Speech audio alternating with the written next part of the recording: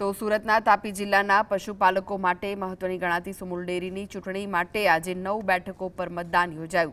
વહેલી સવારથી જ દૂધ ઉત્પાદક મતદારો ઉત્સાહપૂર્વક મતદાન કરી રહ્યા છે। કુલ 16 બેઠકોમાંથી 7 બેઠકો અગાઉ જ બિનહરીફ જાહેર થઈ ગઈ છે, જ્યારે બાકીની 9 બેઠકો માટે 712 મતદારો પોતાના મતાધિકારનો ઉપયોગ કરશે।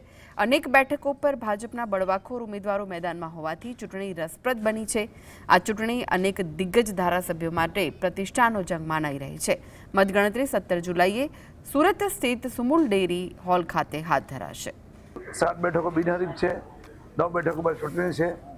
સુરત જિલ્લાની 4 બેઠકો, તાપી જિલ્લાની 5 બેઠકો, એમ કરીને 9 બેઠકો ભારતીય જનતા પાર્ટીનો ભગવો લહેરાવાનો છે। ડેરીની 7 સીટ બિનહરીફ છે, એની સાથે વહીવટી રીતે એક જિલ્લા રજિસ્ટ્રાર, એક એનડીડીબી અને ગુજરાત ફેડરેશન અમૂલ, એ 3 મતો, એમ કે 10 મતો અમારી તરફેણમાં છે।